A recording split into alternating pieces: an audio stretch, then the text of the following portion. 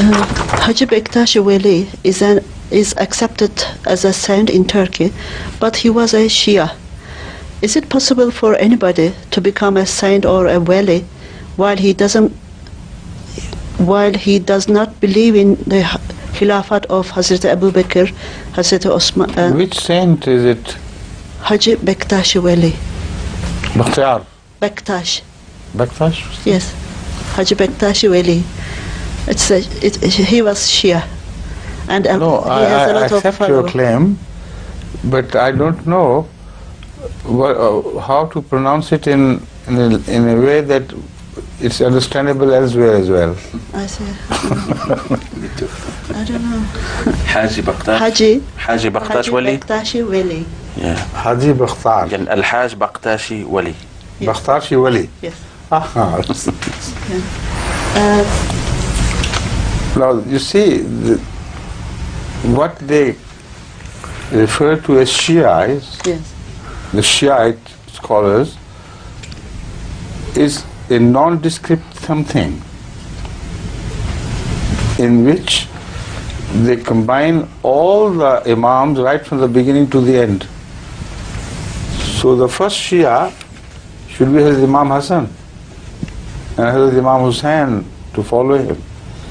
And all the other saintly figures who are accepted to be saintly by all the world of Sunnites,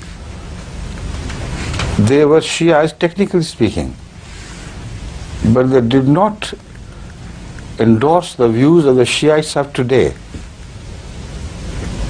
So for someone to be a Shia without a detailed description of his beliefs does not convey any message to us. No verdict can be passed on someone of whose real beliefs we do not know. Right? So I'm quite sure if it was a wali of Allah, a wali of Allah cannot have any grudge against another wali of Allah. It's impossible. A wali of Allah cannot hate another wali of Allah. Awliya Allah are always remain loving and friendly to each other. So that is why it's impossible for a Shia who hates Hazrat Muhammad, the companions of Hazrat Muhammad Rasulullah, the prime among them is Hazrat Abu Bakr.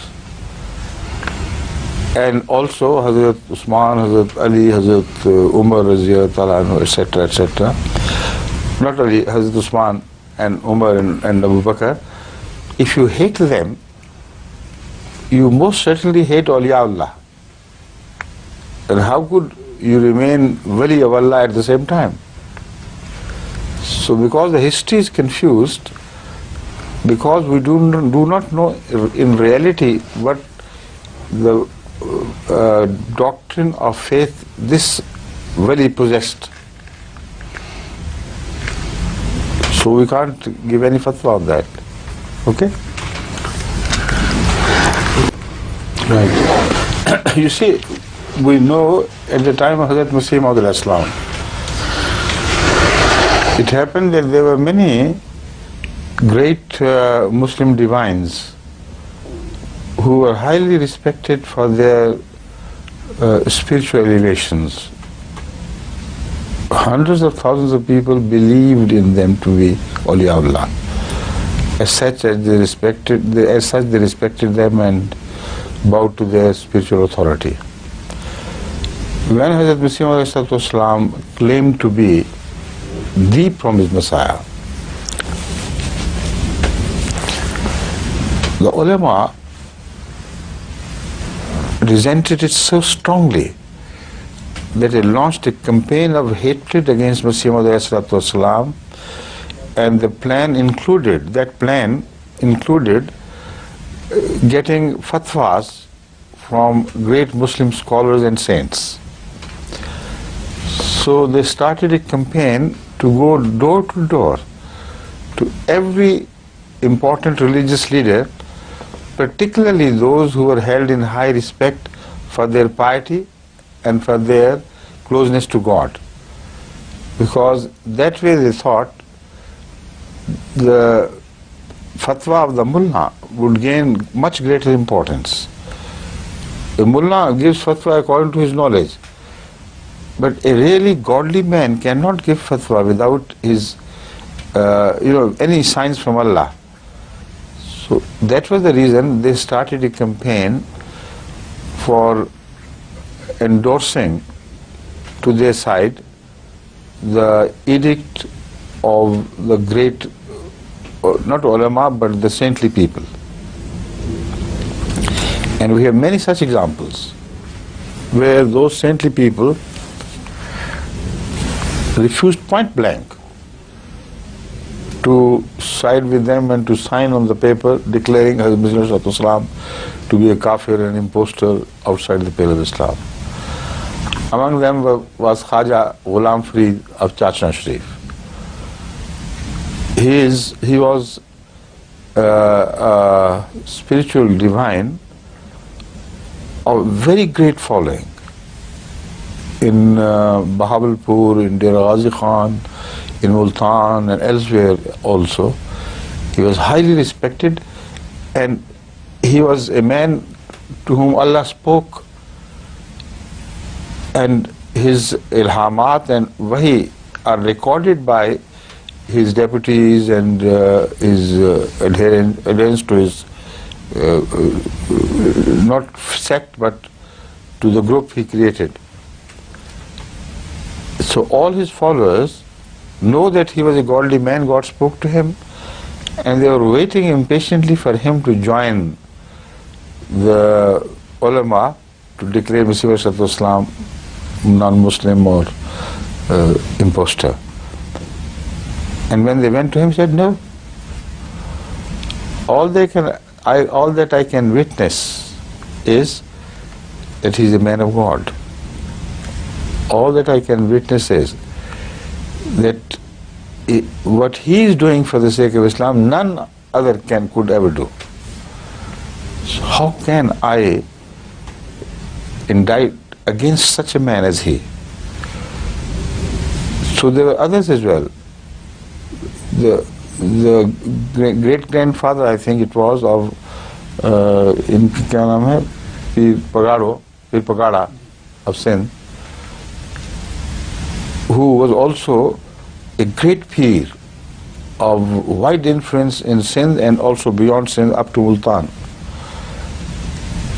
When people inquired from him about Hazrat Islam, he was God-fearing. So he said, I can't say offhand. I don't know exactly what he claimed. And I cannot declare a fatwa against him unless I'm guided by God.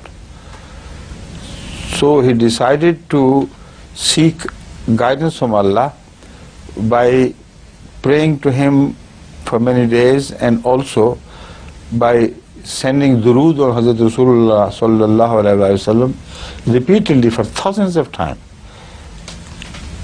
His policy was that if this man was hostile to Rasulullah sallallahu alaihi wasallam, then by my sending durood upon him, I will be especially protected against this man.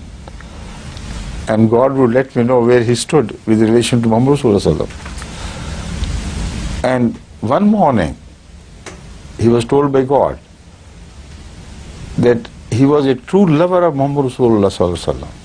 He was from him. And he declared it to all his people. He said, never come to me with any malintentions against him.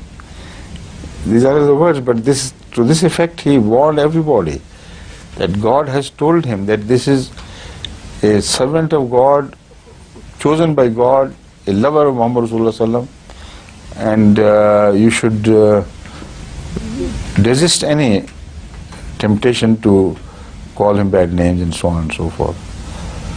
So that is another example.